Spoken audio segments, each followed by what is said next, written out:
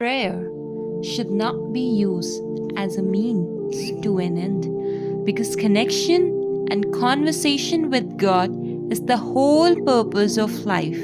Salat can be one of the greatest opportunities to foster patience and gratitude, because we are called to pray to God regardless of how we feel or what we are going through.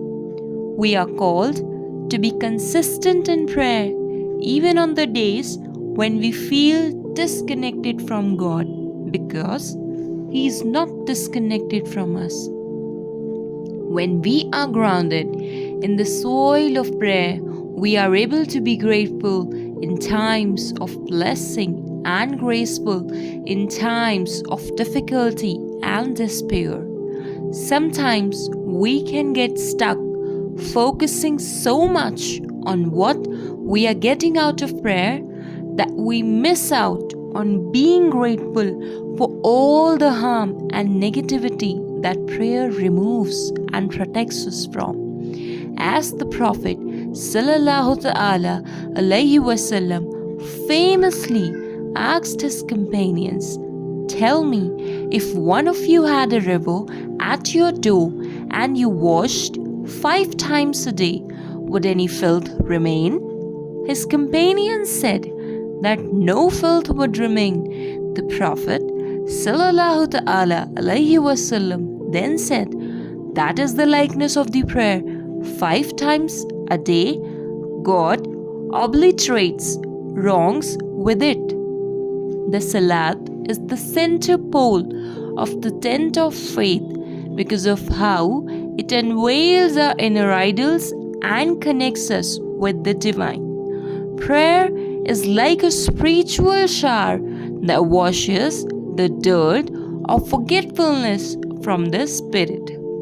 It is like a flashlight bringing to light all the hidden idols and barriers we have placed before God that veil us from fully basking in the sun of His eternal presence, so that we can purify ourselves.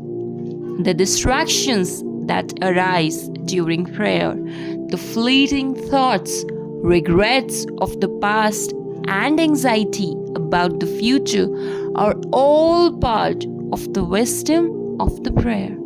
It is important to understand that just as when we get closer to a light source, our shadows become greater as we approach the light of God, the devil and the voices of darkness can grow, working harder to pull us away from the divine.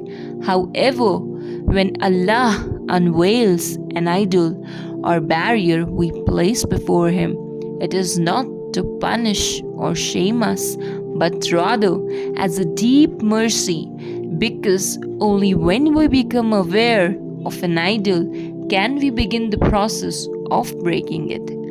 Prayer is not a means of avoiding or repressing our feelings. Rather, in prayer, we are called to stand in the brokenness of our experience and turn to Allah in that place. God wants us to come to Him with our problems, struggles, and even our idols. God wants us to surrender to Him so that He can guide us back to who we have always been but lost sight of in sin.